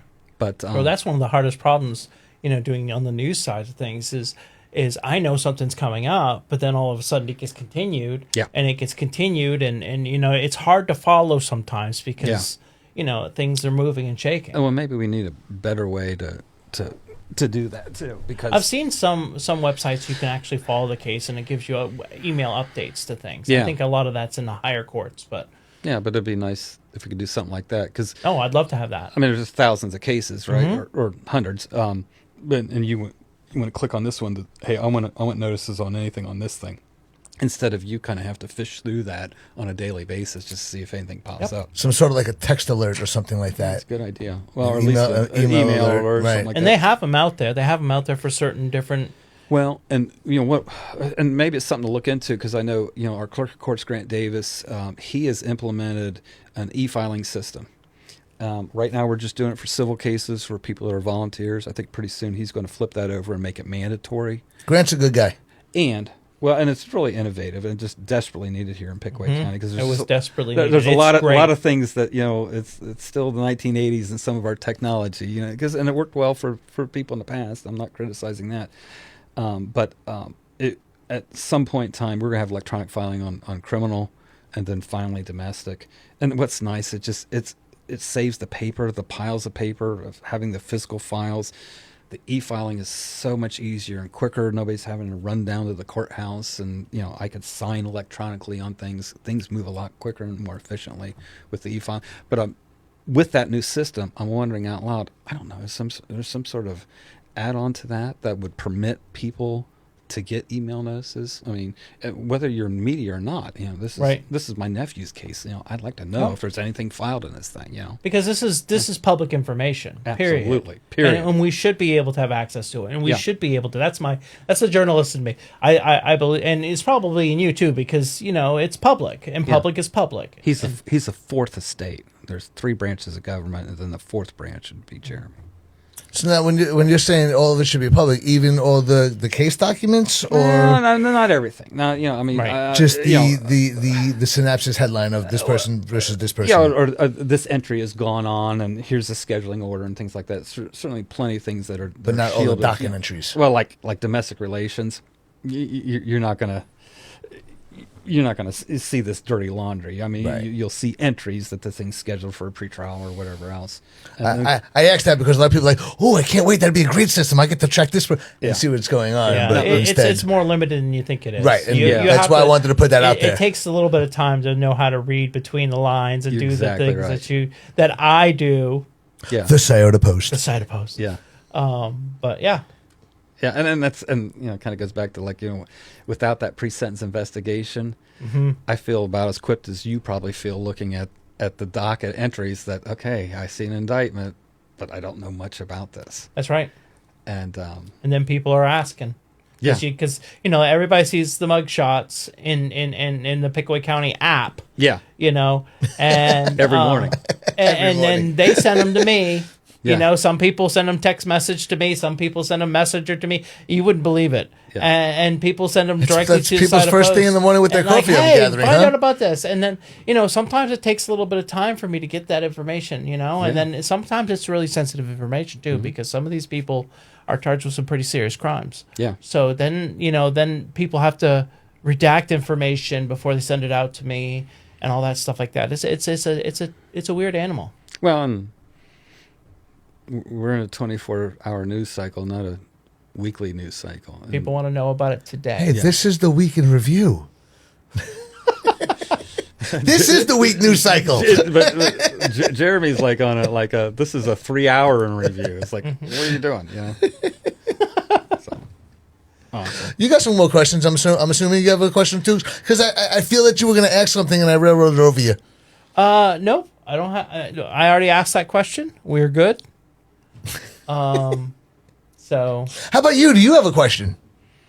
Yeah, is this van going to take me back to Barthelmess Park, and do I have to wear a hood over Yes. my head when Yes. I take Yes, me back and to- yes. So we don't know where the secret layer is? No, Okay. we want to keep this place secret. We're really happy with it. We're really like where it's at. We Can I don't keep- want people banging on the door trying to get in here and bother us while we're talking this great information. Can I get my cell phone back?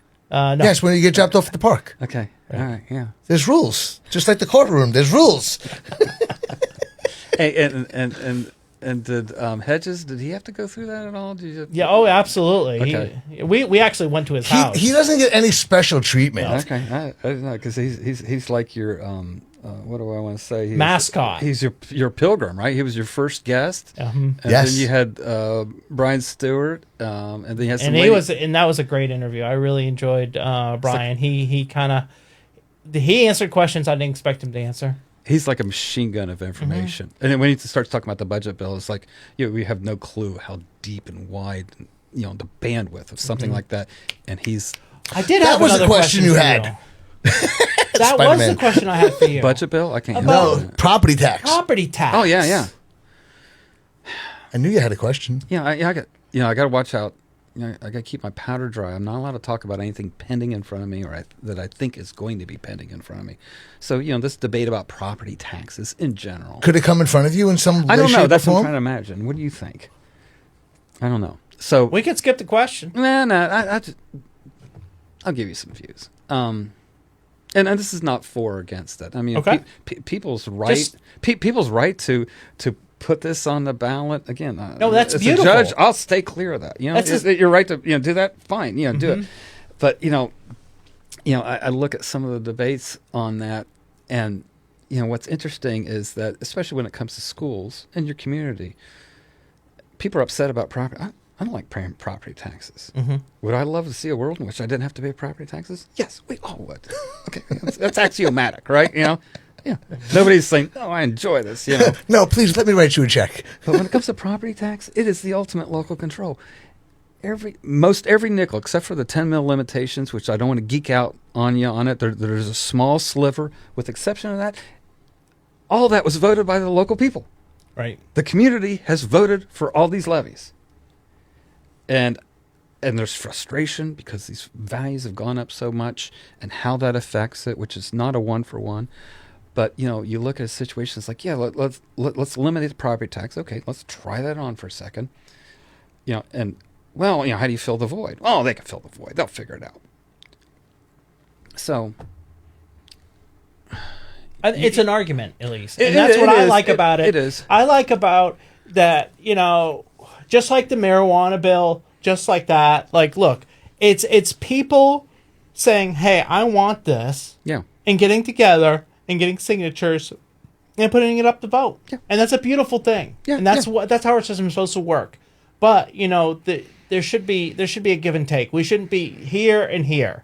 Because that's what we are. We're here and here. So I'm trying to imagine a world. Let's imagine a world we don't have any property tax. And of course, the state of Ohio, and of course, police, fire, the list goes on and on. Schools. So you have a family. You guys decide, you know what? We're going to move to New Albany. I want my kids to go to a campus high school with an auditorium, with hockey teams, with a crew club, with an award-winning arts program. I want my daughter to be in cello class. And you go to New Albany, and they pass levies all the livelong days to pay for the natatorium, for the crew club.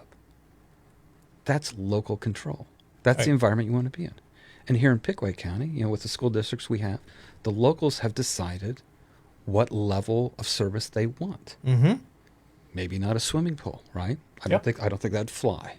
But that is the community they want. It is local control. So let's imagine a world in which there's no property tax. And let's say the state of Ohio somehow, through the imposition of a new tax or expansion or whatever else, has got to get a pile of money together. How much do they give New Albany? How much do they give Westfall? Right, because now how do you judge how much you give unless you do a fair basis and give it because equally you're taking across that the local board? you will be taking that local control out. Right. And you'll be doing it on a statewide basis, a one-size-fits-all. And the thing that bothers me a lot, people talk about the Duroff decision in 1997. There were several decisions after that, and it's misquoted all the time. The Ohio's Constitution says it has a thorough and efficient form of education. The state's responsible for that. Right. Well, the state also allows for property taxes so the New Albanys of the world can get their swimming pool or whatever else. So there's a reliance, certainly, of what comes from the state. That's the basic, right? But there's sprinkles on top with the local levies. So Duroff didn't say that property taxes are unconstitutional. They said the over-reliance, the state's over-reliance on the local's ability to pass property taxes is unconstitutional when the state is not providing enough for the basic education. And that was 1997. And I'm no historian on this, but many, many reforms have occurred. A school building program where they did $12 billion to allow people to build facilities. This is all in response to Duroff. But people constantly misquote Duroff to say property taxes are legal. They can't do it. The Supreme Court said, no, you can still have property taxes. It's just that was talking about the whole scheme at the time. There was an over-reliance on property taxes. And I don't know that exists now. Do you think there's still over-reliance on property tax? When people's tax bill goes up 23%, it's hard to say that it isn't. And when schools have over X number of money in bank accounts. And one of the weird things are, and I'm going to geek out on taxes with you, okay? Please. Not my current job. So this was put in place in the 1970s. I think it's called like House Bill 920. And so basically what they said, let's say we got our own township, right? The three of us have our own township, and we need to support our cemetery. So we need $1 million a year. We need $1 million a year. And so we go to Brad Washburn, our county auditor, and say, hey, based on the valuation in our hypothetical township, how many mills do we need to put on a levy to get $1 million? And Brad Washburn comes back and says 2.5 mills. You pass a levy for 2.5 mills, it's going to produce $1 million. And that's what we do. Our levy passes, we get our $1 million. Years go on, and property valuations increase in our township. That 2.5 is going to produce a lot more than $1 million. So there's something called a reduction factor. And if you ever look at your tax bill, you'll see a reduction factor that's applied that reduces that 2.5 to 1.8 because it still collects about $1 million. So they still average off the same amount of money then. And that's why, theoretically, if the values go up, your taxes should not be going up dollar for dollar. And in many cases, they don't. But there's a little caveat. School districts have something called a 20 mil floor. School districts, when you look at the combination of all their levies and the reduction factors, let's say they're collecting at 80 mils, now we're at 79 mils, and boom, boom, boom, boom, boom. Years go by, values go up, and Ohio law says that no school district should drop below that 20 mil floor, meaning that if you're at 20 mils and the valuation goes up, it ain't going to drop to 18 mils. It's still collected at 20 mils. And what that does, Richie, it's a windfall. For the schools? Yes. It's a windfall. Some people would be aggressive enough to say this is an unvoted tax increase. And so we have school districts in this county that are at the 20 mil floor, and I think Circleville is not at the 20 mil floor. And so one of the things I remember looking at was I found an example of a house built in 1993, 2,800 square foot, 3 bedrooms, 2.5 baths in Circleville. Circleville valuation in that big reappraisal that we went through might have went up 28%. That Circleville's residence tax bill went up 9%, not at the 20 mil floor. The rate keeps on coming down, which nobody's going to be happy with a 9% increase. Right. House at Tays Valley School District. Built in 1993, 2,800 square foot, blah, blah, blah. They're at the 20 mil floor. Valuation went up 28%. Their tax bill went up 23%.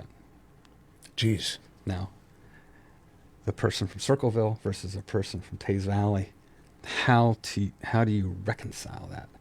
And so last I knew, and I don't think about tax like I used to, about half the school districts in the state of Ohio are at the 20 mil floor. And it's my understanding, and Brian Stewart can answer this far better than I can, part of the reforms that was done in this last General Assembly, I think it was like 4 or 5 bills that were actually passed, and one of them was dealing with the 20 mil floor issue.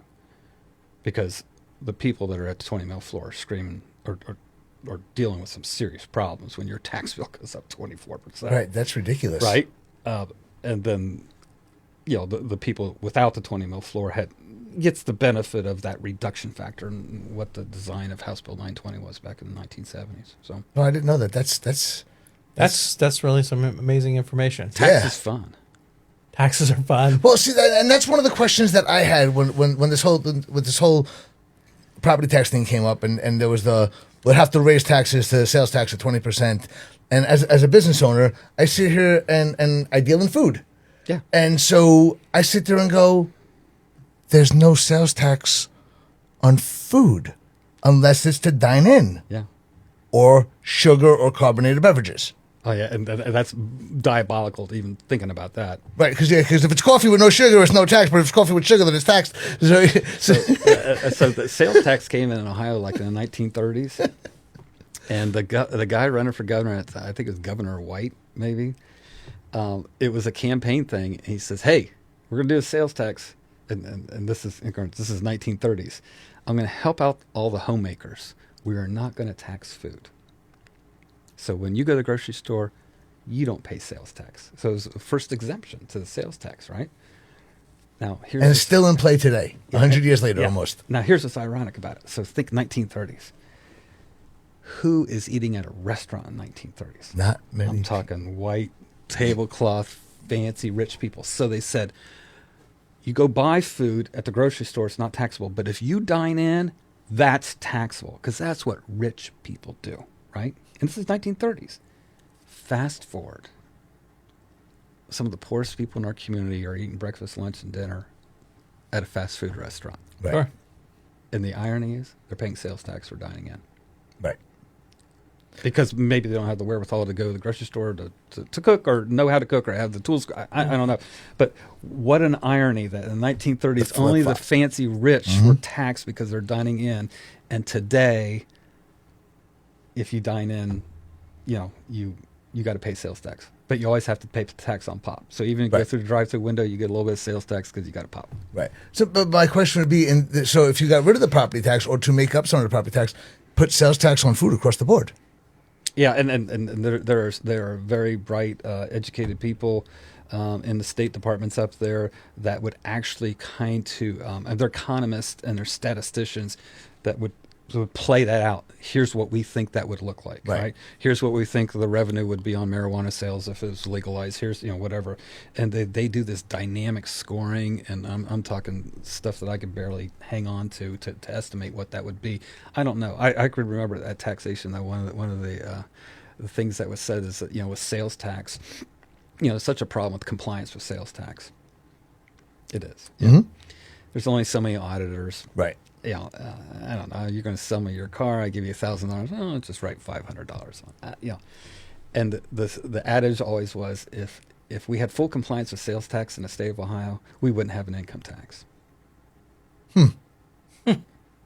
Whether that's true, I can't. I can't give you the math on it. But that was always the adage. Right. And I'm not talking just people selling cars, but I'm talking about vendors who may or may not be collecting sales tax. I'm talking about the landscape person that may or may not be collecting sales tax. Right. I'm talking about the huge manufacturer that employs 40,000 people that might not be paying. I mean, and it happens at all levels. That sales tax is so broad and deep and wide, and there's lots of exemptions. The legislature grants a lot of exemptions. Kind of maddening. Well, it's interesting to know about that history lesson of 1930s and the fact of the millages. Yeah, and that's some deep information right there. I tell you, and again, it's probably if you need like something to help you go to sleep at night. But you get on Department of Taxation's website. There's annual tax reports, and buried in those tax reports, they give you the history of every tax, like when it first came on, and when this was first exempted. It's kind of interesting to read through that, because a lot of policy is set at the State House through how they tax people, right? You tax things you don't want people to do. You exempt people that you want to encourage them to do. We want people to have children in this country. We'll give you a tax exemption for each child you got, right? So. All of a sudden, kids got them out of the woodwork, right? Love it. I got you guys off topic. That's okay. No, that we was don't a have a great topic on this show. Well, I know, but Colin was focused on trash, for an entire hour, and I feel like I'm like a fart in a windstorm here. Hey, I'm just trying to be as good as he was. I mean, you're the tax guy. He's the trash guy. I like that. Yeah. I like that. Yeah. So anyway, well, thank you so much. This was a wonderful episode of Week in Review with the Honorable Judge Chafin. yeah, and I think that this was actually probably one of our longest ones too. Oh, I haven't been walking time. Oh, it's a lot. beyond my bedtime. It's a lot. I'll be That editing van for might a be out while. of gas waiting for you to come outside. It was like 9 o'clock. So- I was like, at night? Are you kidding me? Right. Well, we both work day jobs, Uh-huh. Yeah. We don't have the luxury of sitting behind a desk Oh, that's what I do all day. with a robe on. Anyway, I want to thank everybody for tuning in. Mm-hmm. It's been a great show. Thank you for coming. We appreciate it. yeah. Honored to be here. Yeah, Everybody thank you stay very much. tuned. See who we have next week. Talk to you guys later. All right. Later.